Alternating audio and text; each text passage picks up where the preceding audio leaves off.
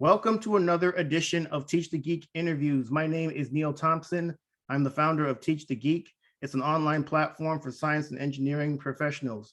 And you can check out the course called Teach the Geek to Speak. It's an online public speaking course. You can check it out at teachthegeek.com. Again, that's teachthegeek.com. Today, my guest is Jennifer Hogan. She is the Professional Development Coordinator for Clemson University's Bioengineering Department. I want to talk to her because she's heavily involved with preparing engineering students for the workforce. I often talk about the importance of public speaking on this platform, but all the public speaking skills in the world won't really amount to much if you can't get the job. So I'm really excited to speak with her about how she helps engineering students best position themselves to get jobs. So welcome to Teach the Geek interviews, Jennifer. Thank you. So the first question I had, I mentioned in the intro that you're the professional development coordinator for Clemson's bioengineering department. What do you do in that role? My job is to connect students with industry, whether it be full-time jobs, internships, postdoc positions, or just kind of getting kind of expertise that they need. And so I'm kind of the conduit that connects them with industry. Okay. Have you always worked with engineering students? I have not. This is my first, venture into engineering, working with engineering students. I've been doing this longer than I have in any other job. I've been doing this for about 10 years now, but I was actually doing athletic advising before I stepped into this role. And it was a new role. This job was not in place before because with bioengineering, a lot of people are not sure what it is. And so my boss said, you know what, we need somebody who can teach industry what a bioengineer is. And because it fits such a very unique niche, in the industry, industrial engineers can go get a job doing whatever, and mechanical and electrical, but bioengineering is very specific kind of niche. So they kind of felt like they needed someone kind of a cheerleader advocate just for these students. Yeah, I could totally see that because you're right. Industrial, mechanical, electrical, chemical, these are all engineering disciplines I'm sure a lot of companies would recognize. But if you hear bioengineering or even biomedical engineering, you're kind of trying to figure out what exactly does that mean? What kind of expertise do these kids have? What kind of education do they have? And I think it's really helpful to have someone like you that can act as the kind of the teacher to these industry, to industry, to let them know this is something and this is what they can offer and this is why you should hire them. So I'm really glad that the Clemson's bioengineering department thought enough to bring in someone like yourself. So since this is the first time, and it's been 10 years that you've been working with bioengineering students, but you worked with different types of students before. Do you notice any difference between the bioengineering students and the students that you've worked before in terms of their, preparedness to get that first job? There's not a lot of difference, I think, in the preparedness to get a certain job.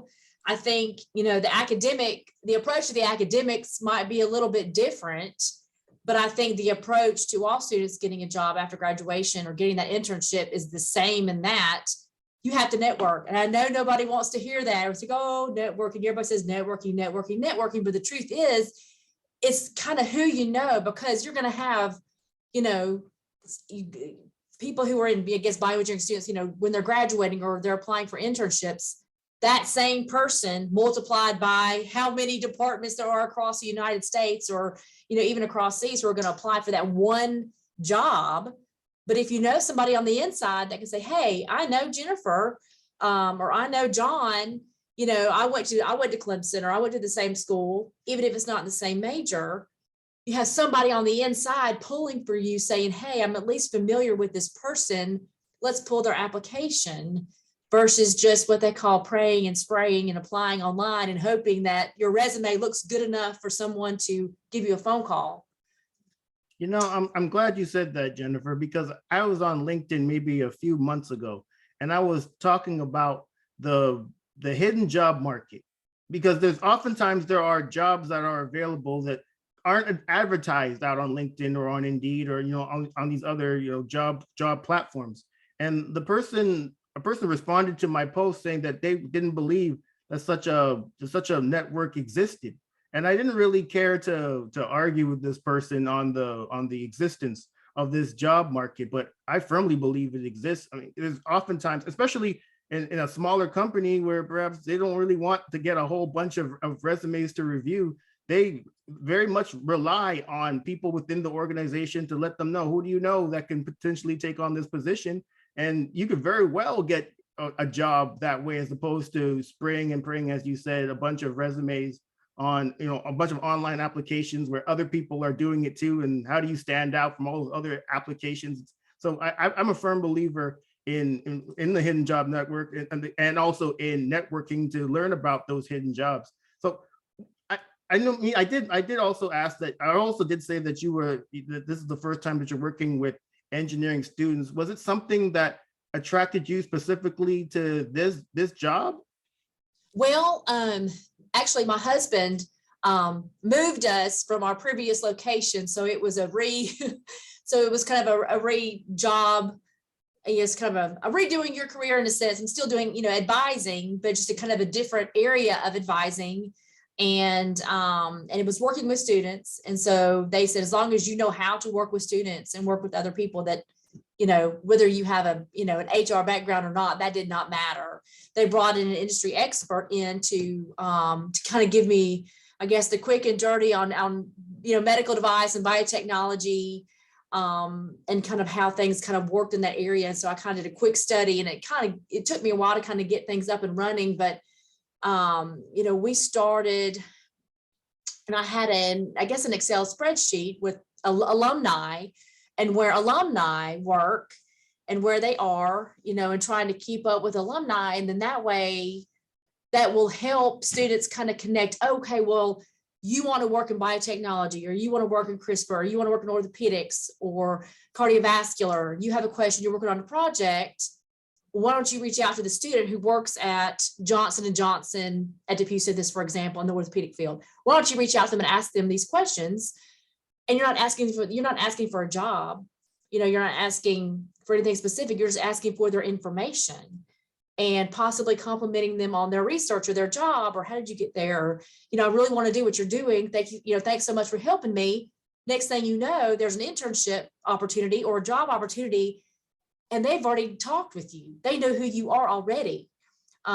So that makes it a little bit easier, to connect with people. And if that person can't help you, maybe they will be more than willing to pass your information along to someone else. And I think one of the things I think that really, hampers students from doing this is, well, they're not going to talk to me. I'm just a student. They're too busy. And that's not necessarily true. If they really love their work, they want to share that. And they've been in the shoes the students are in, and they want to help them because they know how it feels being there. But I think from a student standpoint, to really do the job search correctly and to do it right and to get the result they really want, they have to treat it like a class, because it's time consuming. It's a process. It's not just, I'm just going to apply for this job and click send, and everything's going to magically fall into place. And that's one of those things I try to go to classes and teach. I can say it 42,000 times. And then when I bring other people in from other companies, I get them to say the same things I'm saying to the students. Because sometimes it's, remember what mama said? Mama was right. And then somebody else says it. You're like, see, mama was right. So, but that's, kind of a gist of kind of what it takes, I think, now for students to kind of really be successful in networking. Yeah, I firmly agree with you, Jennifer. And your point is well taken on reaching out to alumni from a school, because as you said, they were in that position that everyone had to get that first job at some point, and typically that's the most difficult job to get. And I can understand even how the students might look at it, that they may think, well, this person's busy, they may not have time to talk to me. And you know what? In some instances, that may very well be true. Some people are not magnanimous like that. Some people are kind of jerky. Right. Right. And, it's funny. I tell them that. I said, and then find just somebody to reach out to, because worst case scenario, you look interested. you look like, okay, well, you're really wanting to get your foot in the door. I said, at this point, you can't really worry about, oh, well, I mean, the worst case scenario is they click delete. Right. That's the worst case scenario. And it's, and then you'll never know if they click delete it or not. So it's just a matter of, you've always got to keep trying and keep connecting, because even if they don't respond to you, it might be 4 or 5 months later and saying, hey, I had forgotten, I came across your email again. And yes, we're definitely interested in hiring. Or, I tell students too, offer yourself up. If you find a company in, say, close to home, and there you don't see any opportunities there, find somebody else to reach out to. And I said, offer yourself up. And we've actually had some success in that too, because they haven't thought, oh yeah, Clemson University is right down the road. If it's a smaller company, if it's a startup, those people are so focused on the day-to-day that they can't get out of their to-do list to think 3 months in advance. Oh gosh, summer's coming up, we might need an intern. Or you know what, if we hire this intern for the summer, that intern might turn into our full-time employee 6 months from now. So maybe it's up to the student to kind of help plant that seed. So I tell them, that's worked out well too. Offer yourself up. It doesn't have to be a full-time 8 to 5. It can be a part-time. It can be an online. That you're flexible. That you just need some sort of industry experience to put on your resume.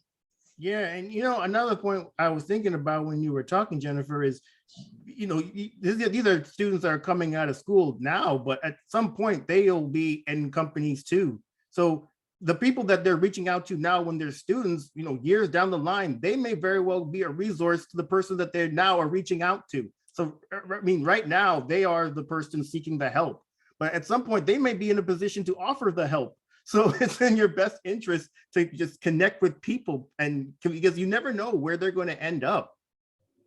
This is true. Absolutely. We have students that end up, going to grad school and then trying to get a job, or we have students end up going to medical school, and people going into medical device sales, so you just never know where the path might lead.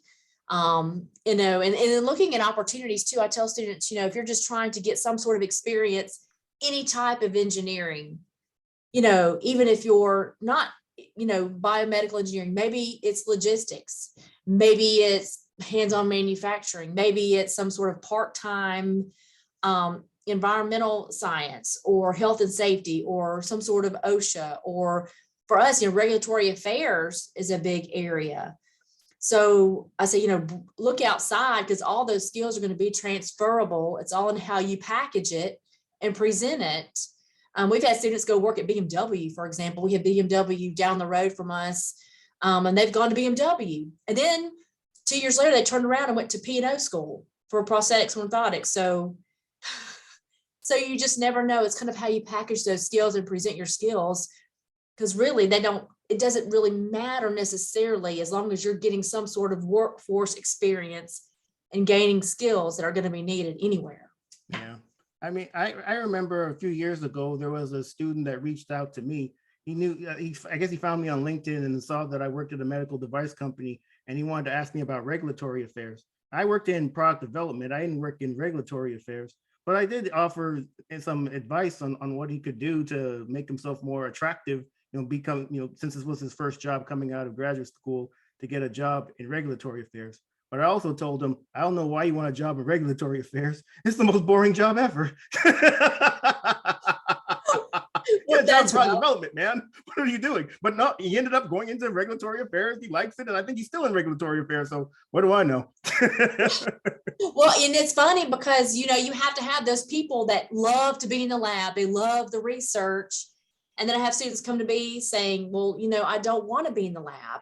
I love people, but I don't want to go to medical school. What can I do? Well, medical device sales might be for you. And then we have students that, are not really sure what they want to do. They're just here to get a degree. And there's just so many different areas and different aspects. It's hard to expose students to every area of engineering, for example, that they could do. And we bring in speakers and things like that to try to help guide the students, well, this is what this involves, or, do you need to go to grad school in order to have a job like this? Like if you're going to be a laboratory manager somewhere like a J&J, of course, you need to go get your master's and probably your PhD, most likely. And I think, that's some of those things too, how far in your degree do you need to go, or how far in your education do you need to go to get the job that you want? And then, at what point does experience, equal the job or the degree that is needed, or when does that trump the degree that is needed? Because if someone has 20 years of experience, that's going to trump somebody who has a PhD. Of course, that's a whole nother, but maybe be a whole nother podcast. I've got PhD students who don't think they have to apply any of the things, the job search. Oh, I have a PhD. I'm going to apply and get a job just like that. That happens. They say, well, how many PhD students do you have? I'm like, well, that's a good question. I said, I don't really see the PhD students. They don't start looking for a job until after they've graduated. And so they're gone before, and then, 3 or 4 months down the road, some of them call me and say, hey, well, I kind of had some issues or troubles finding this or finding that.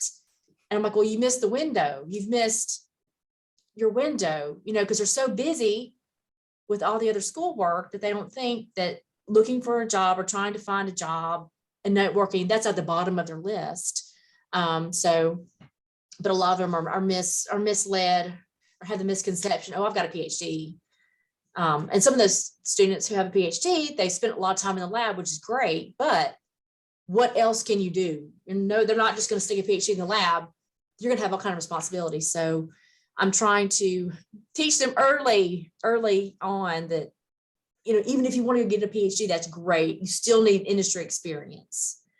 So, yeah, I mean, unless you're trying to be a tenure track professor, then yeah, you hit the lab all you want. But yeah, if you're going to try to get into industry, you have to work with other people. You having a PhD is great, but if you're one of those stuck up, I don't have to talk to nobody PhDs. You're not going to even get an interview, let alone keep a job for any appreciable length of time. I think it's a great idea that you have people come in to speak to the students so they can get more of a sense of what's out there and what kind of preparation they need to get those type of jobs. Although I will say, especially sometimes with some of the PhD people and I've seen this firsthand, because they spend so much time and effort to get a PhD, they will argue till the ends of time that their PhD is needed for the job that they're doing. And oftentimes that's just not the case.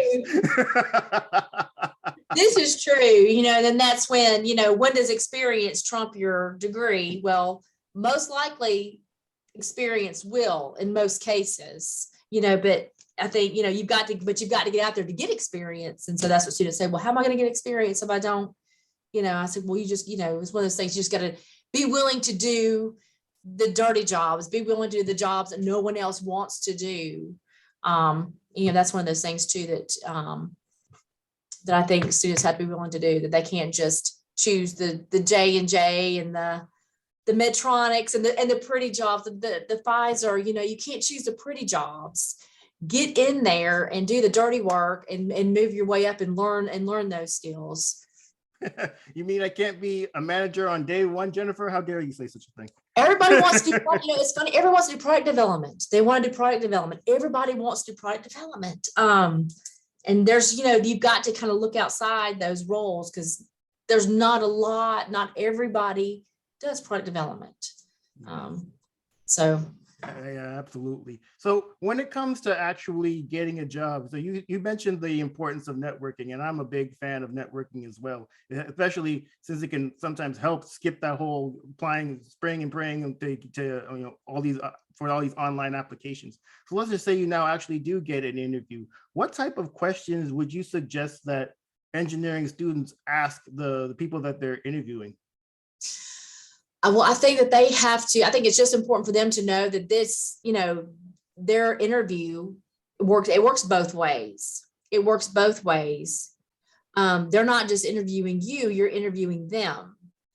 So make sure that you have a list of questions that you want to ask. Make sure that you have, what opportunities do I have in this position? Upward mobility, where else in the company can I work? What other locations offer the same position? Or what skills do you find, most important in this role? How many people are in my role and how long are they in this role before they're able to move up to the next position? There's some people too, that they want to maybe, learn some other things. I'm in product development, but perhaps, down the road, what if they want to move into sales? Is that possible? You have to ask, those kind of questions. It's kind of a fit. They're trying to figure out, are you a fit for their team? And you need to kind of figure out if that's the place that you want to work, if those are the people that you want to work with, is that the company that you want to work for? I tell them, research the culture, maybe try to find maybe a question that you want to ask based on, what does your company do to give back? What do they do? Maybe for the community, what do they like to do to have fun? Ask these questions, and you see if you're compatible with them as well. So it works both, but works both ways, to try to see if that's a fit for you. It's not all about money. I have students ask me all the time about negotiating salaries and things like that. And is this high enough? Is this high enough? And I always steer them towards a salary calculator. We have our own career website, and I have lots of different websites there. They can plug in their role, their job title, how many experience, how many years of experience that they have. And then usually it gives a nice bell curve. This website does. And 9 times out of 10, all the students that come to see me, we do this together, we sit down and look at it. And the companies know they're not going to shortchange you. They know. And most of the time it's right in the middle. It is right in the middle. They're not on the high side. They're not on the low side. It's right in the middle. And I think, the students have to realize too, at that point, what am I worth? Well, in Boston, you're going to get paid a lot more for the same role. Perhaps you would get paid in Birmingham, Alabama, for example.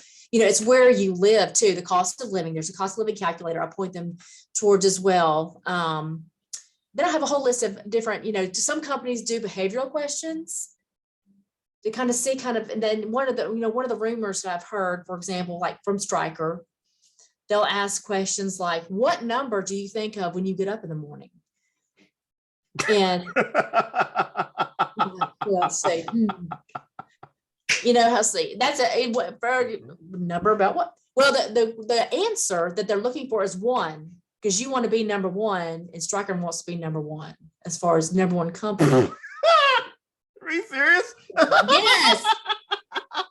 And I'm thinking, I'm like, number, I'm like, oh gosh, is that like my to-do list? Top 10 things I need to get done today. Like, it depends on the company. So if they're asking behavioral questions, I've got kind of a cheat sheet of here's some questions that are behavioral and what they're looking for and how to answer those. And then kind of the straightforward, tell me about yourself, or talk about your skills, your strengths, your weaknesses, those types of questions. And kind of what they're looking for and how to answer them. And if you've had some kind of experience, usually it's working in teams as an engineer, it's going to be easy for you to answer those questions, because you're going to have lots of, resources or experiences to talk about as far as how would you solve this problem? You're working in a team and X, Y, and Z happens. How did you solve the problem? Or how did you come to a resolution? And so a lot of times, with engineering, it's easy because you have a lot of projects. So they can kind of draw upon those. And I'm like, if it's bad, don't talk too much about the negative, but always talk about the positive and what was the outcome, even if there was a disagreement in the group. So there are lots of ways to kind of, talk about that and kind of answer those questions. That's always end on a positive note with the questions, but always have a question for the interviewer. Don't say, oh, well, I think you've answered all my questions, because that way you don't look as interested. So always have a question for the interviewer. Yeah. I'm still on the Stryker question about what number do you think of in the morning? And so you told me if you say 2 or 3, you're not getting the job. That's the lamest question I've ever heard in my life. And I'm sure they've changed. I'm not sure what the question is now. But if I could, if I could get some of these questions, what were questions that were asked? I had a student who interned at Tesla and SpaceX, and now had an interview with Google. She's interviewed with Google and Microsoft and Amazon. And I would love to get a list of questions from her, just to see kind of what these companies are asking. Are they asking, crazy questions? Or are they asking realistic questions, as far as your skill sets and how you fit in? But I think I did save her. She sent me her Google list of questions, and it was pretty much straightforward. I can't remember exactly which ones they were, but that's one of my kind of dream to-do list. Kind of if I could get the alumni to respond to email, so what was your craziest email question, or what was your craziest interview question, and kind of compile a list, and kind of say, hey, be thinking about these. You just never know. But yeah, so I definitely, suggest that they do some interview prep for sure. Yeah, be thinking about numbers in the morning. That's what you gotta send to the students. You're right. I'm trying to pass these damn exams. You talking about numbers in the morning? I know. I try not to think about numbers. So if you were to give, let's just say the number three top tips that an engineering student should take into account when trying to get that first job, what would they be? I think, first of all, you need to find, a mentor, maybe someone who is maybe 2 or 3 years older than you, who is maybe like maybe a new employee, kind of fresh out in the job market. And they have that, so everything is still new to them. And that way they are able to kind of see them more as a peer, even though they're 2 or 3 years older, they're closer in age. So they can kind of maybe rely on that person, and that way it's easier to ask them questions saying, hey, how did you get this job? Or I know that you took, that you are maybe 2 years removed from your job search. Then that way they can kind of connect, have somebody maybe 2 or 3 years older, to kind of ask, because it's more recent, it's newer to them and more recent, getting that job versus somebody that's had a job for 20 years. But I definitely think too is a cover letter. You need a cover letter. Students are like, oh, I hate cover letter. I think nobody loves cover letters, but I tell the student that cover letter is going to be your bridge between your resume. There's only so many things you can put on your resume. You cannot evoke feelings from a resume. Your resume is your skills, but how do you connect with that company? You've got to have that connection with that company. And, find a connection with that company, and express that in your cover letter. And then I've had companies before, and I've asked, well, this student got this interview and this student did not. What was the difference? And they said, well, this student supplied a cover letter with the resume, even though I didn't ask for it. So I interviewed the ones that had a cover letter, because I could dig deeper into kind of who that person was, instead of just a resume of kind of a skills. Because they can only interview so many people. So cover letters are really important. And I think 3 is networking. You never know who you're going to meet and what position they're going to be in. Reach out, connect with people, send them a quick note saying, hey, I found this article on something that I saw that you were researching X, Y, and Z, and I saw this article and I thought about you. And I thought, you might like to see it. So, networking without asking for things, that's really important too, helping other people, networking without asking for help, I think is really important, because at some point, when you do ask them, they're like, oh yeah, she was really helpful, or he was really helpful, or he sent me that person's email before, and he helped me connect with somebody else, they're going to feel more inclined to help you when you need help, and you never know when that's going to be. Keeping up a LinkedIn profile too. A lot of students are like, LinkedIn. I'm like, yes, use LinkedIn. It's a great tool, and I try to make them keep that up. I say, whether, right or wrong, employers go to LinkedIn to see who you are. They get your resume, and the first thing they're going to do is go to LinkedIn. And if there's no picture, and there's no interesting facts or information on your LinkedIn account, you're not going to exist. And I kind of put a a good LinkedIn profile example, and then I put, do not do this LinkedIn, profile example. So, I think that's really important. So definitely having a cover letter in addition to your resume, having a mentor, someone you can call on that won't, that doesn't mind, kind of going back and forth with you, who's recently graduated, and then also definitely, networking and using LinkedIn. I think that's probably the top three. Excellent. Those are excellent tips. I fully agree. Having the mentor that 2 or 3 years older than you, excellent, because they're close to, as you mentioned, they're close to the age. So you're more likely to, I guess, relate to them. So they can tell you, don't go into regulatory affairs, try to get that job in product development.